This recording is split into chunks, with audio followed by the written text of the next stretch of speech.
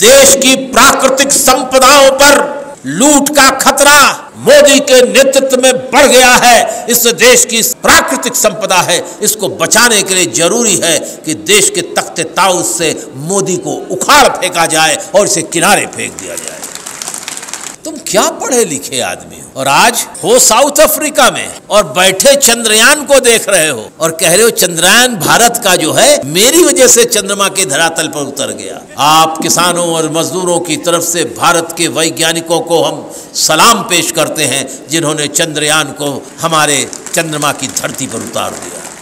ये प्रधानमंत्री मोदी का खेल नहीं है। चंद्रयान 1 गया था सरदार मनमोहन सिंह जी के सरकार में, वो भी सफल था। पंछी ये समझते हैं कि चमन बदला है, पंछी ये समझते हैं कि चमन बदला है और सितारे ये समझते हैं कि गगन बदला है, मगर मरघट की खामोशी ये कहती है मोदी जी को देखकर, मगर मरघट की खामोशी कहती है ये लाश वही है, सिर्फ कफन बदला है।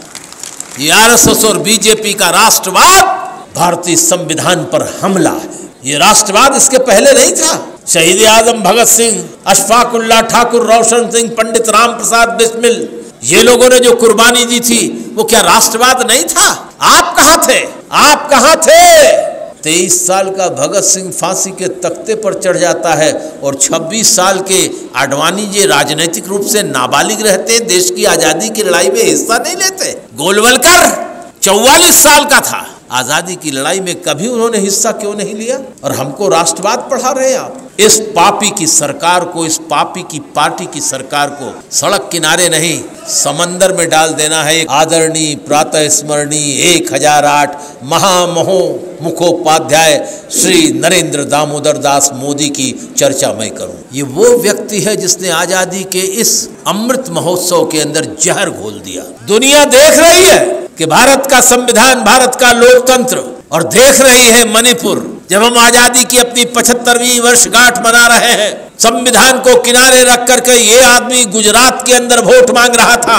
हमारे प्रधानमंत्री जी की पूरी फोर्स गुजरात में लगी थी और गुजरात में बलात्कार और दमन चक्र चल रहा था। प्रधानमंत्री जी, आप महिलाओं के सशक्तिकरण की बात करते हैं और आपने आजादी के अमृत महोत्सव में महिलाओं के सशक्तिकरण के साथ साथ मणिपुर में महिलाओं का निर्वस्त्रीकरण कर दिया। ये आपकी सबसे बड़ी कामयाबी है।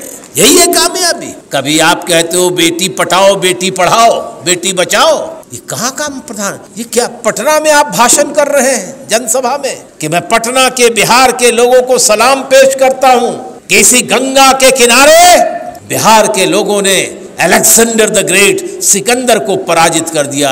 ए महामुखोपाध्याय, कभी सिकंदर भारत आया ही नहीं। आप भाषण कर रहे हैं उत्तर प्रदेश के मगहर में जाकर के कि ये वो पावन धरती है जहां कबीर, गुरु नानक और महंत गोरखनाथ बैठ करके समाज की चिंता करते थे और समाज की व्याख्या करते थे। ए मेरे 1008 गुरु नानक और कबीरदास के जन्म के बीच में 1000 साल का फर्क। जिन समस्याओं की चर्चा हम कर रहे हैं, क्या ये समस्याएं हमारी दूर होंगी इस सरकार के रहते? मैं आपसे पूछना चाहता हूं कि दिल में प्यार रखो आरएसएस के लिए और बीजेपी की तरफ वोट देने की बात करो और नौकरी बचाओ। ये संभव नहीं है।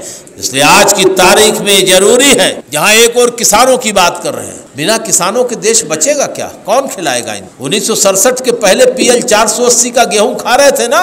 पंजाब, हरियाणा, पश्चिमी उत्तर प्रदेश के लोगों ने गेहूं पैदा करके अमेरिका की आड़ से भारत को बचा दिया, एक नया रास्ता दिखा दिया। आज फिर से हमारी धरती पर कब्जा करने के लिए कॉर्पोरेट फार्मिंग की बात हो रही है। इस कॉर्पोरेट फार्मिंग से हमको बचाना है देश को। इस कॉर्पोरेट फार्मिंग से हमको अपने खेतों को बचाना है और इसलिए मजदूर वर्ग के ऊपर जो हमले हो रहे हैं, उन हमलों के खिलाफ लड़ते हुए हमें किसानों के उस बलिदान को नहीं भूलना चाहिए। 750 किसान आंदोलन में बलिदान दिए। किसी एक आंदोलन में भारत के आजादी के बाद 13 महीने में इतना बड़ा बलिदान किसी वर्ग ने नहीं दिया। 750 किसानों ने। मैं सलाम करना चाहता हूं उन महिलाओं को। गौर करिए, लाखों लोग दिल्ली के दरवाजे पर संसद में थे, किसान गोभी भेज रहे थे, आलू भेज रहे थे, टमाटर भेज रहे थे, केन में दूध का दूध भेज रहे थे, छेना भेज रहे थे, बोरों में बादाम भेज रहे थे, और हजारों महिलाएं हमारी किसानों के परिवार की वो बड़े बड़े तवों पर रोटी सेक रही थी और उन्हें खिला रही थी। शायद आज़ादी के इतिहास में इस तरह का विहंगम अतीत, ऐसे अतीत में ऐसा आंदोलन कभी नहीं दिया। और मैं अखबार वालों से कहना चाहता हूँ कि ज़्यादा हम लोगों को माइनस करके मत देखो, जरा थोड़ा सा दिल में प्यार जरा सा रखो। जितनी मोदी साहब का जिंदाबाद करो, कभी कभी ये भी तो कहो कि ये दीवाने दिल्ली में आ गए, राजधानियों में हमारे देश के किसान और मजदूर मतवाले आ गए। हम संघर्षों से पीछे नहीं हटेंगे, नया रास्ते को चुनेंगे। मजदूर किसान एकता जिंदाबाद, मजदूर किसान एकता जिंदाबाद, मजदूर किसान बढ़ो आगे। अरे इस आवाज से कहीं बदल पाओगे क्या? मजदूर किसान बढ़ो आगे। ये नारा गांव गांव तक पहुंचे, फैक्ट्री के ऊपर पहुंचे, खेत खलियान में पहुंचे। इस पापी की सरकार को, इस पापी की पार्टी की सरकार को सड़क किनारे नहीं, समंदर में डाल देना है। ये कागजों का दौर मेरे ऊपर बहुत आ रहा है।